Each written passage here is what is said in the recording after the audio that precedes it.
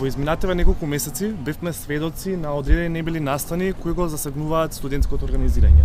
Најпрви би сакал да започнам со нелегитимните студентски избори, кои за жалост страна на студентскиот парламент беа признаени како легитимни и покрај тоа што како што и самите бевте сведоци имаше низа нерегуларности. Почувајќи од тоа дека немаше параван, каде што студентскиот гласач ќе можеше тајно да го оствари своето право на гласање, до избирачките списоци, па се до физичката пресметка и доаѓањето на специјалните единици пред студентскиот парламент. Исто така би сакале да се осврнеме и кон финансискиот извештај кој студентскиот пленум го објави во јавноста пред неколку дена, каде што можевме да видиме разни малверзации, односно неконтролирање трошење на студентските пари, односно пари трошени за личните интереси на одредени луѓе во самиот студентски парламент. Токму и поради тоа, студентскиот парламент ќе го организира првиот неформален студентски референдум кој ќе се одржи на 28 септември со цел студентскиот парламент да стане дел од универзитетот. Односно, статус квото моментално како што е дека студентскиот парламент представува невладина организација. Студентскиот пленум смета дека е крајно нелогично студентски парламент кој ги представува универзитетите на државниот универзитет да биде невладина организација, односно да не биде дел од самиот универзитет, односно од универзитетот кај што студираат студентите кои што ги представува истиот.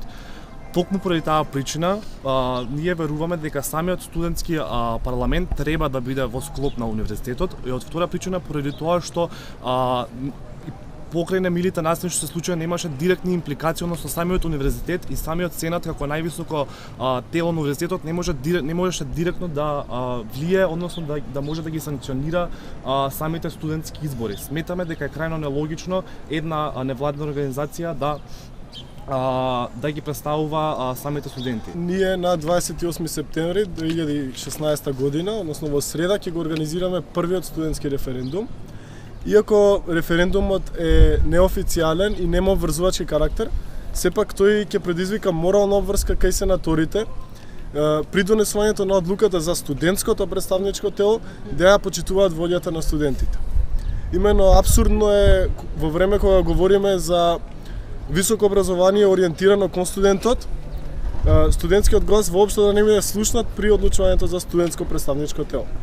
Ние овој референдум го организираме со цел да им овозможиме на сите студенти непосредно да ја изразат својата лична волја за тоа какво студентско представничко тело сакаат. Дали сакаат да биде тоа невладина организација која е надвор од нивната контрола или сакаат тоа да биде организациона единица во рамките на универзитетот која ќе има сопствена автономија во одлучувањето, а од друга страна ќе бидат воспоставени и контролни механизми кои што ќе го спречат самоволието кое досега владееше во СПУКИ. Во текот на кампањата која ќе му претходи на овој референдум, ние ќе спроведеме низа активности кои што ќе придонесат студентите да се информираат за студентското представување, односно за неговата суштина, како и за моменталната ситуација која имаме науки. Една од тие активности ќе биде јавната дебата која ќе се случи во понеделник, 26 септември, на Правниот факултет, каде што покрај говорниците кои што ја застапуваат нашата идеја за студентско представничко тело во рамките на универзитетот, ќе бидат поканети и говорници кои што ќе ја застапуваат идејата за студентско представничко тело како невладина организација.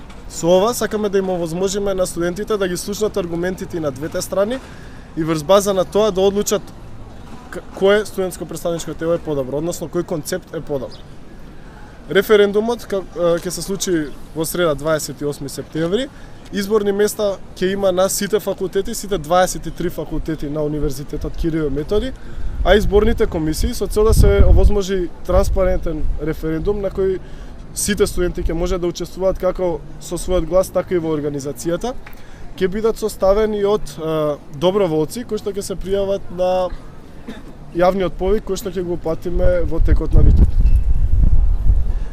Тоа би било се, доколку имате некои прашања околу референдумот. Да, неодамна вие реагиравте дека адвокатот на студентскиот парламент Иван Живковски добивал пари од парламентот, а тој пак најави тужби. Дали некој од вас доби тужба до сега? Не сме добиле никаква тужба, но тоа студентскиот парламент е една фантомска организација за студентите реално и воопшто не би обрнувале повеќе внимание на таа организација бидејќи реално не ги представува студентите.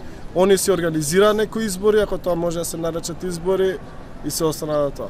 Сите тие председатели, адвокати на таа организација се непостоечки. Планирате ли нови избори студентски? Како што кажавме, како што веќе знаете, изминатиот период имаше комисија која на Универзитетскиот сенат која одлучуваше по студентското прашање, односно по студентското представување. Оваа комисија не можеше да постигне заклучок и затоа на седница на Универзитетскиот сенат ќе се одлучува по двата предложени концепти. Суштината на двата концепти се сведува на тоа дали ќе бидат невладина организација или ќе биде организациона единица во рамките на универзитетот. Се додека не се реши ова прашање, било какви избори се беззначајни, бидејќи суштината на студентското представување е поставена околу оваа тема. Токму затоа и прашањето на студентскиот референдум ќе гласи дали студентите сакаат студентското представничко тело да продолжи да биде невладина организација, како што во моментов е СКУКИ. Тие ќе може да се изјаснат со да или не. Многу едноставно и тука ќе го видиме мислењето на сите студенти.